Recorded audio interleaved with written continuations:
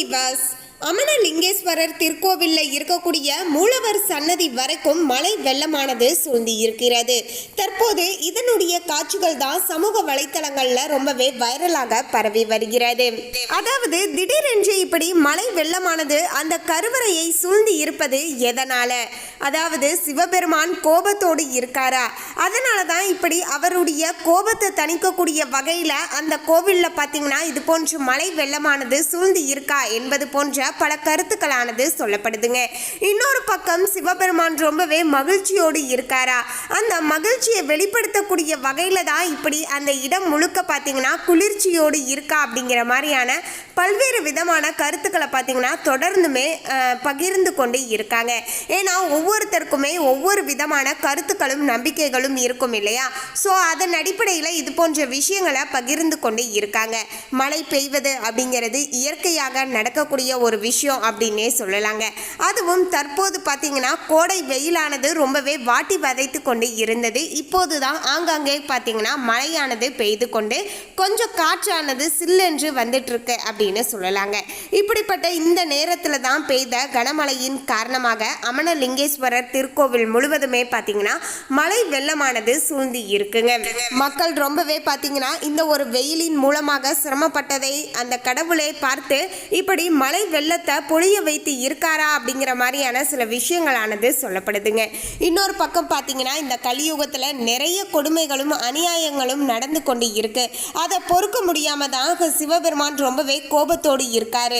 அதன் மூலமாகத்தான் இப்படி அவருடைய கோபத்தை தணிப்பதற்காகத்தான் இப்படி மழை வெள்ளமானது அவருடைய கருவறை வரைக்கும் வந்து சூழ்ந்து இருக்கு அப்படின்னு இன்னொரு பக்கம் பார்த்தீங்கன்னா தொடர்ந்து சொல்லிட்டு இருக்காங்க. எது என்னவாக இருந்தாலுமே இது இயற்கையாக நடக்கக்கூடிய ஒரு விஷயமாகவே அமைஞ்சிருக்குங்க. மேலும் இந்த அமனலிங்கேஸ்வரர் கோவிலில் நடக்கக்கூடிய பல்வேறு விதமான மர்ம அதிசயங்களை பற்றியும் பார்க்கலாங்க.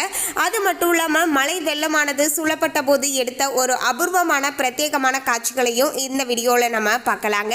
சிவபெருமான் உங்களுக்கு பிடித்த கடவுளாக இருந்தால் ஓம் சிவாய நமக அப்படிங்கிற இந்த திருமந்திரத்தை கமெண்ட்ஸில் 3 முறை டைப் பண்ணுங்க. சிவனுடைய ஆசி உங்களுக்கும் கிடைக்கக்கூடும். அதுக்கு முன்னாடி இன்னும் நம்ம சேனலை சப்ஸ்கிரைப் பண்ணலன்னா சப்ஸ்கிரைப் பண்ணிடுங்க. அப்படியே பக்கத்தில் இருக்கக்கூடிய பெல் ஐக்கானையும் பிரஸ் பண்ணுங்க. வாங்க வீடியோக்குள்ள போகலாம்.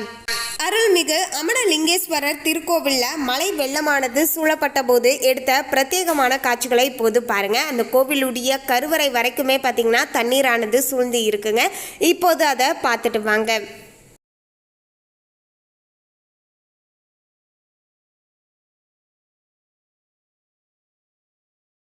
இதுதாங்க அந்த ஒரு வீடியோ காட்சி. இந்த காட்சிகளை பார்த்தா உங்களுக்கே தெரியுங்க. திருமூர்த்தி மலையில் இருக்கக்கூடிய இந்த அமனலிங்கேஸ்வரர் கோவிலில் பாருங்கள், அந்த கருவறை வரைக்குமே பார்த்தீங்கன்னா மழை வெள்ளமானது சூழ்ந்து அப்படியே பார்த்தீங்கன்னா காட்டாற்று வெள்ளம் போல் பார்த்தீங்கன்னா மழையானது வந்து கொண்டு இருக்குங்க.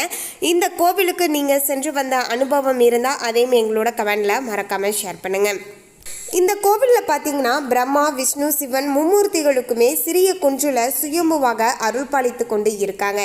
இது ஒரு குடைவரை கோவில் அப்படின்னே கூட நம்ம சொல்லலாங்க.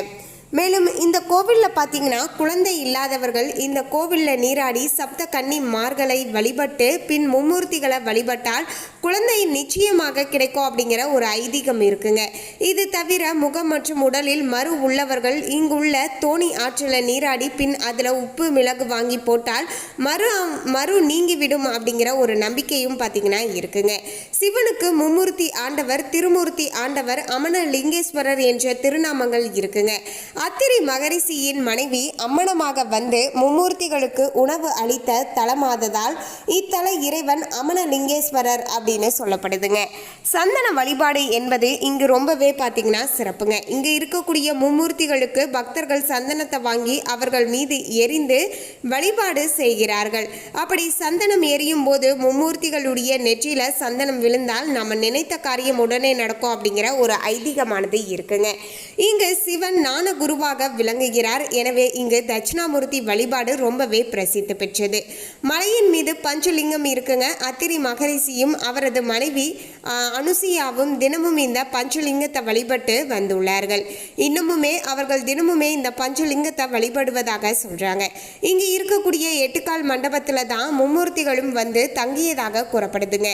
இங்கு மும்மூர்த்திகளும் குழந்தையாக விளையாடிய போது அருகில் உள்ள கஞ்சமலையில் இருந்து கல் ஒன்று உருண்டு வந்தது. அப்போது பட்டாரசி, தேவகன்னி, பத்மகன்னி, சிந்துகன்னி, அகஜா கன்னி, வனக்கன்னி, சுமதி கன்னி என்ற சப்த கன்னியர் 7 விரலி மஞ்சளை வைத்து உருண்டு வந்த கல்லை தடுத்து நிறுத்தி விளையாடி கொண்டு இருந்த குழந்தைகளை காப்பாற்றினர்.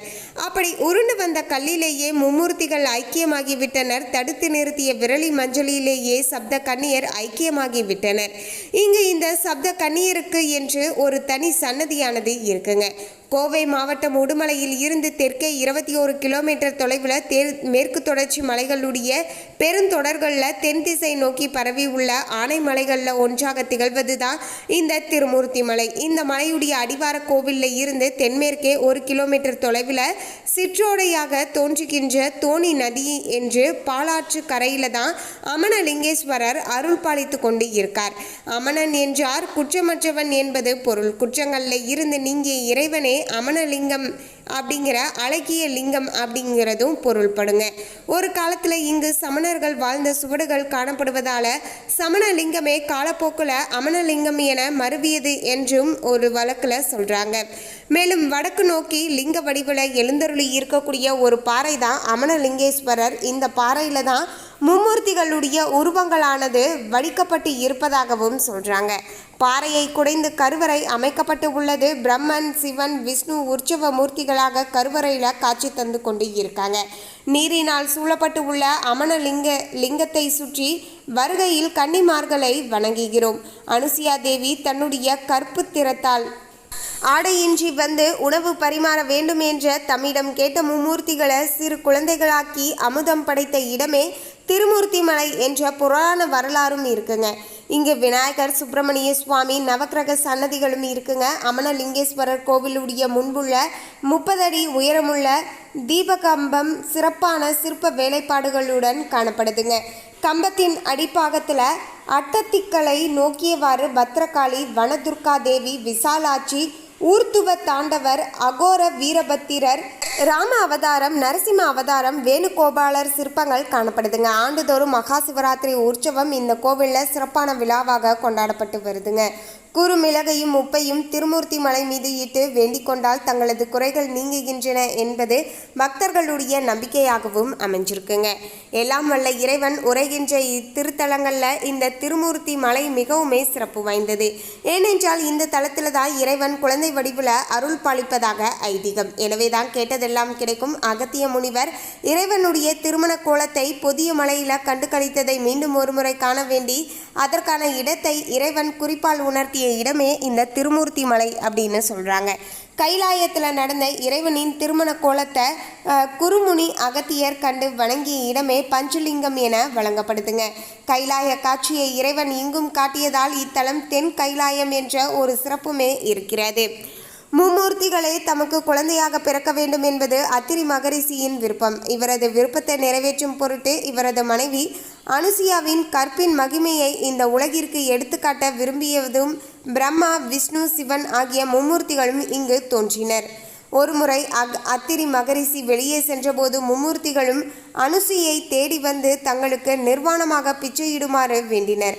அனுசியையும் தன்னுடைய கணவனை மனதால் நினைத்து தீர்த்ததை அவர்கள் மீது தெளிக்க மூவரும் குழந்தைகளாக மாறினர்.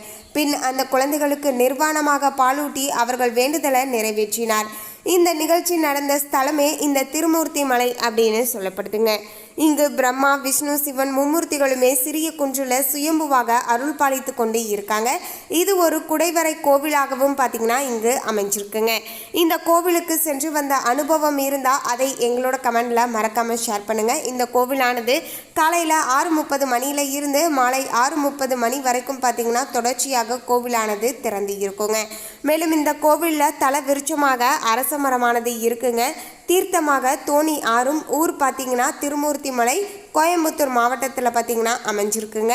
பிரம்மா விஷ்ணு சிவன் என மும்மூர்த்திகள் வழிபாடு செய்வதற்கு உரிய ஏற்ற ஒரு தலமாகவும் பார்த்திங்கன்னா இந்த கோவிலானது அமைஞ்சிருக்குங்க. இந்த கோவிலில் தான் தற்போது மழை அதிகமாக பெய்ததால் மழை வெள்ளமானது சூழ்ந்து இருந்தது. அந்த ஒரு காட்சிகளையும் இந்த வீடியோவில் நீங்கள் பார்த்துருப்பீங்க. மேலும் இந்த தகவலை பற்றிய உங்களுடைய கருத்தை கமெண்ட்டில் பதிவு பண்ணுங்கள். இந்த தகவல் உங்களுக்கு பிடிச்சிருந்தா லைக் பண்ணுங்கள், ஷேர் பண்ணுங்கள். இது போன்ற சுவாரஸ்யமான தகவலை தெரிந்து கொள்ள சேனலை சப்ஸ்கிரைப் பண்ணுங்கள். தேங்க்யூ.